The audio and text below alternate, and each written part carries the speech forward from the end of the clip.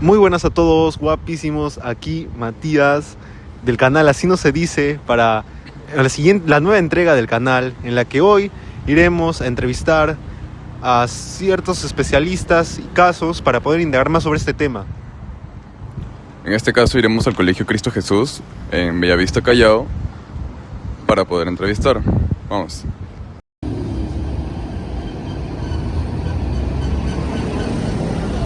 Ahora vamos a esperar a que llegue la línea A para llegar al destino.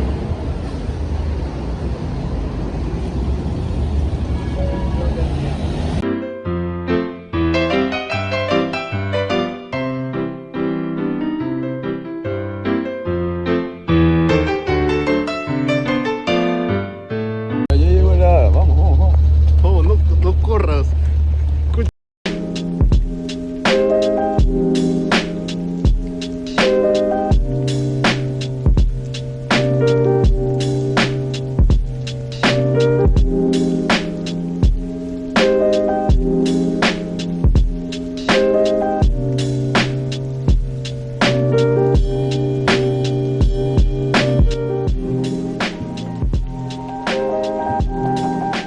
En nuestro primer episodio aprendimos que el lenguaje coloquial no solo es parte de cómo hablamos todos los días, sino también puede afectar nuestra forma de escribir cuando no diferenciamos entre un registro informal y uno académico.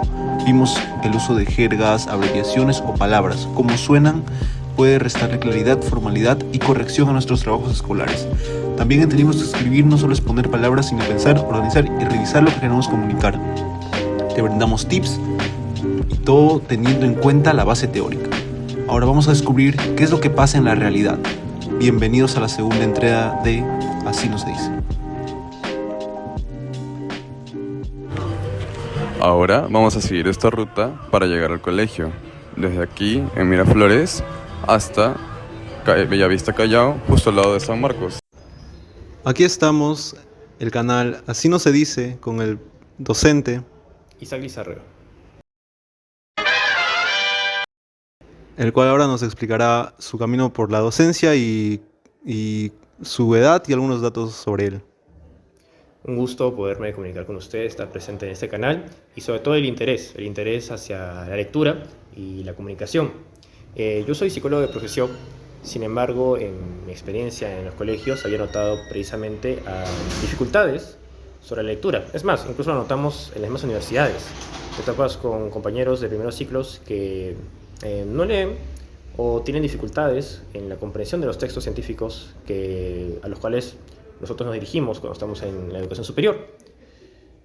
A mí tampoco me gustaba mucho leer cuando era estudiante de colegio y poco a poco fui agarrándole ese gusto a la lectura, ¿no? Afortunadamente tuve la oportunidad de hacer las prácticas en ese colegio y gracias precisamente a mis conocimientos relacionados con el campo de la psicología educativa, así como la capacitación por parte del Grupo Santillana y en lo que sería Plan Lector, y también la guía precisamente de otros profesores, es que empecé con la enseñanza de los cursos de comunicación, lo cual me ha brindado bastante experiencia, una realidad que por un lado es muy distinta a cuando yo era estudiante hace ya más de 10 años, y por otro lado que muchas dificultades, aún después de más de 10 años, se mantienen y que no ayudan precisamente para el aprendizaje de los chicos en el área de comunicación. Claro, profesor, porque ahora mismo nuestro grupo está indagando justo lo que usted menciona, la falta de conocimiento por parte de algunos alumnos secundarios sobre la diferencia entre hablar y escribir, porque muchos hablan como escriben, o sea, escriben como hablan. Es como un juego de palabras un poco raro porque siempre nos terminamos confundiendo. Al momento podemos confundir palabras, se crean jergas y ahí nace mi primera pregunta. ¿De qué manera se forman las jergas y deformaciones lingüísticas que luego los estudiantes terminan usando también en la escritura formal? Bien, en el caso de las jergas es bastante... es un tema que está más que nada relacionado con que el lenguaje siempre va a mutar. Tenemos palabras que hoy en día están en desuso y palabras que están centradas específicamente en territorios específicos. Ahí vamos a hablar, por ejemplo, de los coloquialismos, anglicismos, italianismos, entre otros más, ¿no? Que básicamente son el uso del lenguaje en esas zonas específicas y que incluso en otros lugares se pueden llegar a adoptar. Entonces las jergas tienen un sinfín de razones para generarse, desde una simple analogía, algún tipo de chiste que al final termina popularizando, ¿no? Un ejemplo de este es el que tuvimos hace unos años aquí mismo en Perú, cuando una congresista, ¿no? Chihuahua, había referido precisamente una carencia económica aparentemente, y a partir de ese momento se popularizó la jerga de estoy chihuahua, ¿no? O sea, estoy sin plata. En lugar del clásico estoy aguja, estoy chihuahua. Claro, entonces usted nos menciona que es algo que va cambiando con el tiempo, ¿no? ¿Y usted cree que esto se pueda llegar a eliminar completamente o es prácticamente imposible de hacer? No, y no tendría por qué eliminarse, ¿no? Las jergas están diseñadas precisamente para el uso coloquial. Si bien el lenguaje formal se presta precisamente a evitar confusiones, imprecisiones y otros aspectos más que son necesarios a la hora de entablar algún mensaje o difusión de información científica precisa, ¿no? No necesariamente tenemos que hablar así todo el tiempo, ¿no? Y parte de este lenguaje coloquial incluso es una herramienta útil a la hora de la enseñanza, pues la emoción está ligada con el aprendizaje. Si hacemos chistes o usamos algunos apodos, incluso en las líneas memotecnias, nosotros movilizamos emocionalmente al estudiante, de manera que ese recuerdo que tiene de la clase se liga a una emoción y por consiguiente es mucho más fácil que él lo pueda memorizar y más tarde evocar. Claro, porque al fin y al cabo cada vez que hablamos con ese coloquialismo, por así decirlo, es una relación más cercana con los estudiantes, digamos de una manera más fácil hacia ellos. Y aquí se genera la segunda pregunta: ¿hasta qué punto el uso continuo de jergas y abreviaciones altera el dominio de la lengua estándar o afecta el aprendizaje en la ortografía de estudiantes? Definitivamente tenemos que entender de que cada tipo de lenguaje, ya sea formal, ya sea coloquial o incluso hasta el vulgar, tiene su respectivo momento, su respectivo contexto. Lamentablemente a veces vemos en nuestra realidad de que ya ni siquiera es como que utilizan el lenguaje coloquial dentro del formal, sino que incluso el lenguaje vulgar se filtra en nuestro día a día, ¿no? Yo recuerdo precisamente quizás las palabras de eminencias en la comunicación, como lo era, por ejemplo, Marta Hildebrand, y ella expresaba, ¿no? ¿Cuándo es correcto? Se le hacía la pregunta, ¿no? ¿Cuándo es correcto utilizar una mala palabra? Y ella misma decía, ¿no? Cuando te salga del alma. O sea, es una emoción y uno tampoco puede cohibirse, ¿no? Pero es cuando, y eso también lo decía Marco Aurelio, ¿no? Las malas palabras o los palabras altisonantes son una expresión que utilizamos cuando ningún tipo de otro mensaje o palabra puede expresar realmente lo que sentimos. Entonces, quiere decir que la persona ha perdido el control de su lenguaje y ha tenido que llegar al extremo de utilizar estas palabras para poder expresar esa emoción. Y bueno, nosotros no podemos cohibir la emoción tampoco, ¿no? Pero sí debemos tener una autorregulación de la misma para evitar una exageración o sobreuso de las palabras en contextos en los que no son adecuados, ¿no? Claro, profesor, ahí entra el tipo saber usar y cuándo usar y dónde usar las palabras y la forma de hablar y escribir. Muchas gracias por la entrevista. Metodología de enseñanza de los docentes en la capacidad de los estudiantes para diferenciar entre el lenguaje coloquial, la escritura formal para sus trabajos académicos. La aptitud de los docentes hacia ello puede iniciar desde el cómo el profesor se expresa en primera instancia con ellos. Es decir, si ellos ingresan al salón, la forma en la que ellos tienen de comunicarse con los estudiantes pueden ellos motivar, intentar también imitarlo, ya que muchos estudiantes aprenden por imitación. Por ejemplo, ¿no? Muchos chicos se sorprendieron cuando yo empecé a hablar con ellos como señoritas y caballeros. Y es necesario la precisión léxica, cuando hacemos la distinción entre el lenguaje coloquial y el lenguaje formal, para que a la hora que ellos presenten sus trabajos, en primera instancia, no caigan en redundancia, o ser muy reiterativos con algunos mensajes, y en segunda instancia, para no utilizar excesivamente las llamadas palabras baúl, que utilizamos precisamente cuando no sabemos qué decir, ¿no? Claro, como puede ser pues... Como pasa, por ejemplo, en el hogar, ¿no? A todos nos ha pasado que a veces nuestra mamá nos dice, pásame eso, ¿qué es eso? Lo que está debajo del coso. Y no hay precisión léxica con ello, ¿no? ¿Y de qué manera las prácticas escolares que se usan actualmente pueden ser tareas, evaluaciones, guías léxicas, cualquiera, favorecen o de repente dificultan el desarrollo de una escritura formal para los adolescentes? Bien, el área de comunicación está hoy en día dividida en tres grandes competencias, que es lee, escribe y se comunica oralmente. Entonces, cada estudiante es evaluado por cada uno de esos aspectos. En escribe, precisamente desarrolla los textos, aprenden precisamente la buena ortografía, por ejemplo, el uso adecuado, por ejemplo, de la C y la S. En lee, está más ligado quizá a los cursos de literatura, ¿no? Donde ellos van a empezar a leer varios textos, plan lector, y se expresa oralmente las intervenciones que tiene el estudiante. Muchos de ellos pueden ser capaces de utilizar el lenguaje formal a la hora de escribirlo, o hoy en día vemos tareas que son escritas en un lenguaje increíblemente formal, pero estamos enfrentando precisamente la dificultad del uso de las inteligencias artificiales, en donde muchos estudiantes o dejan que la inteligencia artificial haga su tarea, o la hacen ellos y la pasan por la IA para mejorar ese lenguaje, pero que a la hora de hacer las preguntas se expresa oralmente, notamos que el estudiante aún no maneja, y es uno de los principales desafíos que tenemos nosotros los docentes, en poder identificar y evaluar correctamente los tres aspectos y notar ese contraste entre un estudiante que su texto está totalmente formal, pero que a la hora de hablar con el estudiante no maneja ese lenguaje. Ok. Continuando con la entrevista, bueno, usted sabe que últimamente esta generación usa mucho más las redes sociales que anteriormente, ¿no? Entonces, a esto viene mi primera pregunta. ¿De qué manera considera que el uso constante de las redes sociales y aplicaciones de mensajería influyen en que los estudiantes utilicen un lenguaje coloquial en sus trabajos escritos?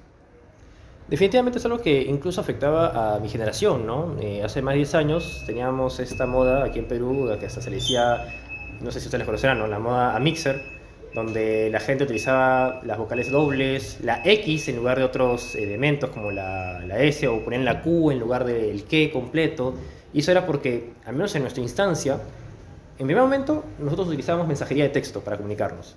Entonces había un límite de caracteres que se podían enviar y teníamos que reducir esos caracteres y eso nos permitía hacerlo. Pero eso luego se expresaba en que como escribíamos más rápido de esa manera, a la hora de tomar notas también lo hacíamos así. Y definitivamente eso seguramente sigue siendo un impacto con los estudiantes de hoy en día. Aunque ahora ese lenguaje no se ve tan prominente, sí tenemos otro ejemplo, y es el que por ejemplo, influencers, aquellas personas que usan videos en TikTok y demás, como ahora estamos tan globalizados, lo hemos contenido incluso de otros países de Latinoamérica. Y yo he visto estudiantes míos que utilizan extranjerismos. De México, por ejemplo, hay chicos que dicen, no sé, no mames, o güey, ¿no? O utilizan extranjerismo de Argentina, ¿no? Entonces, las redes sociales definitivamente impactan en ellos. Dicen que sus trabajos, precisamente, terminan utilizando también esas palabras, ¿no? Ok. Bueno, siguiendo con la siguiente pregunta, ¿qué tipo de expresiones coloquiales observa con mayor frecuencia en los trabajos de sus estudiantes que podrían estar relacionados con su uso en las redes sociales? Te diré que en realidad no se nota tanto de forma escrita el uso de los coloquialismos, porque hoy en día utilizan mucho la IA. Honestamente hay trabajos que y yo he llegado a incluso hacer cierta asesoría de tesis, entonces yo reconozco cómo una IA escribe y yo se lo puedo decir a mis estudiantes, has usado la IA para tu trabajo, ¿verdad? Y ellos me lo admiten. Entonces yo ahí tengo que motivar en ellos a utilizarla de forma responsable. Y yo no veo ningún problema con que ellos utilicen sus propias ideas y luego lo trasladen con la IA para mejorar el mensaje, pero es necesario que ellos primero desarrollen la capacidad de poder escribir antes de utilizarla. Entonces, es mucho más complicado detectar, pero como anteriormente se ha abordado, uno se da cuenta cuando se expresan verbalmente, cuando se expresan oralmente, es decir, en la plática, uno ve que ellos no manejan ese lenguaje. ¿Qué expresiones vemos? Generalmente, aparte de las muletillas, expresiones coloquiales son expresiones de hoy en día, ¿no? Incluso expresiones, a veces hasta de videojuegos también, ¿no? Expresiones en las que ellos, por ejemplo, bueno, me dicen, no, profesor, estaba farmeando aura, está, por ejemplo, ¿no? En primera instancia, o recientemente incluso comparaciones entre ellos y personajes de internet, ¿no? Pero no podría ya decirte que es una muy común porque hay tantas subculturas entre los mismos estudiantes que cada pequeño grupo tiene su propio protolenguaje. Entonces, es más el simple hecho de que desconozcan o que tengan un reducido vocabulario a que específicamente me lance una palabra continuamente, ¿no? Dependería mucho de cada subgrupo, incluso de cada grado, porque incluso antes toda la secundaria utilizaba el mismo protolenguaje y ahora veo grandes distinciones entre los chicos de quinto y y los chicos de primera y secundaria. O sea, estoy viendo ya el cambio entre ambos. Muchas gracias.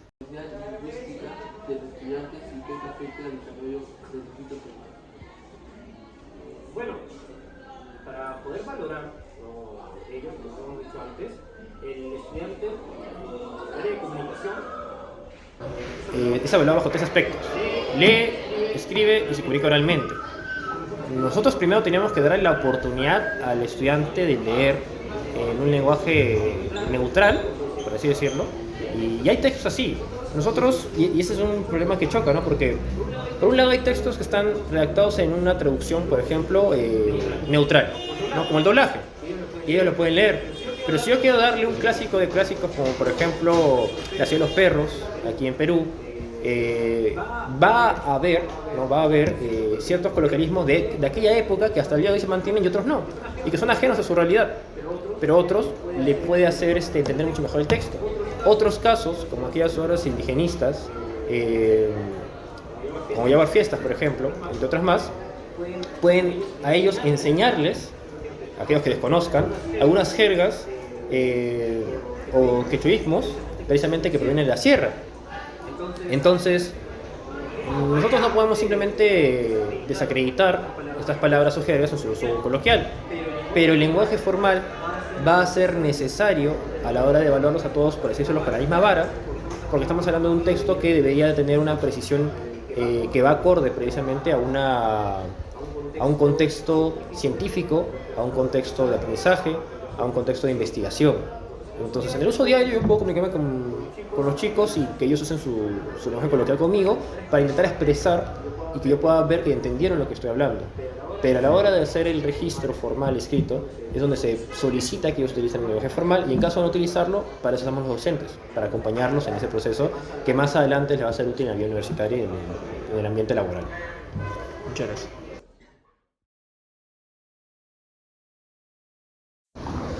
Estamos acá en el canal Así No Se Dice con mi amigo Adrián,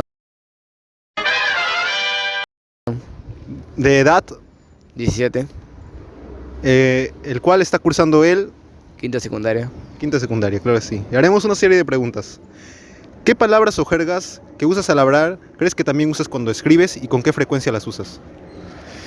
No utilizo mucho, solamente al momento de hablar, como carajo, Otras.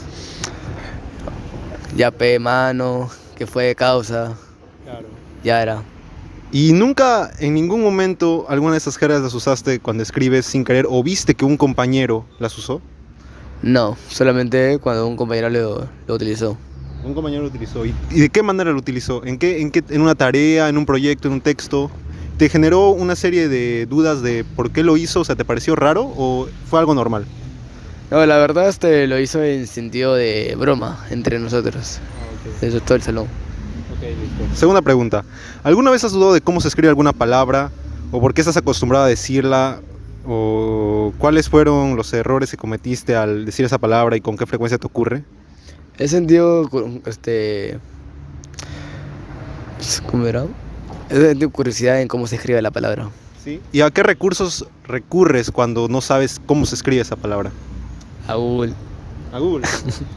Sería muy bueno que también recurramos a fuentes académicas porque es más confiabilidad en esas fuentes.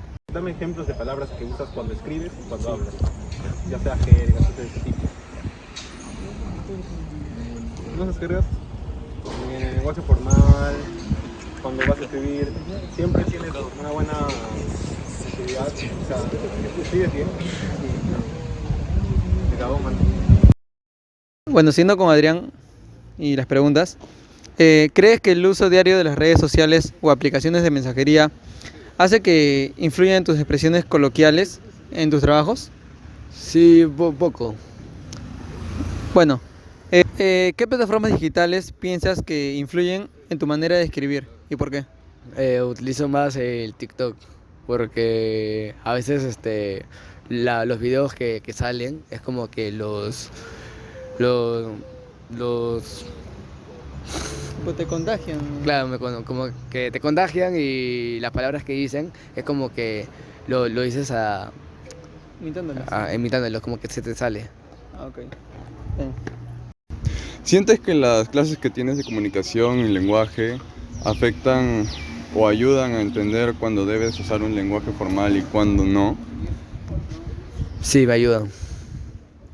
¿En qué formas te ayudan o cómo lo sientes? O sea, me ayudan en la forma de expresarme con amigos, con familiares. Ya.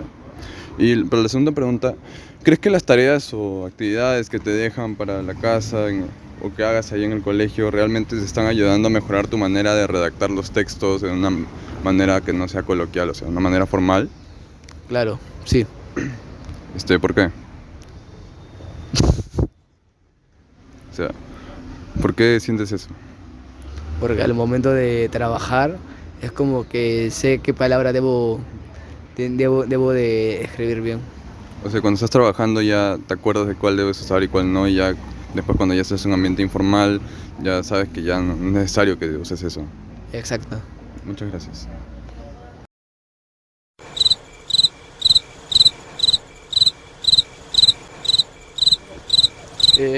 Buenas tardes, estoy acá con mi amigo Adrián. Le voy a dar unas dos preguntas y me va a contestar. ¿Cómo influye tu entorno, o sea, familia, amigos, redes sociales, en la forma en la que escribes en la escuela? Bien, normal. ¿Afecta en algo en tus exámenes o ensayos? No, en mis exámenes no, sí que no afecta. Al momento de hablar con amigos, ahí sí un poco. Ya. ¿Crees que las expresiones que usas diariamente forman parte de tu manera de redactar? No, la verdad que no. Hoy descubrimos que el lenguaje coloquial también se mete en nuestra escritura cuando no diferenciamos cómo hablamos y cómo debemos redactar. El profesor nos explicó que esto afecta la ortografía y claridad, y el estudiante confirmó que muchas jergas se le escapan por costumbre. Así que, si queremos escribir mejor, tenemos que pensar antes de escribir, revisar lo que hacemos y usar el registro adecuado. Esto es, así no se dice. Bueno, este es el final de las dos partes del video. Gracias por acompañarnos, esperamos que les haya gustado. Que no se olviden compartir, darle like, compartirlo eso con tus amigos y dejar en las cajitas de comentarios. Oye.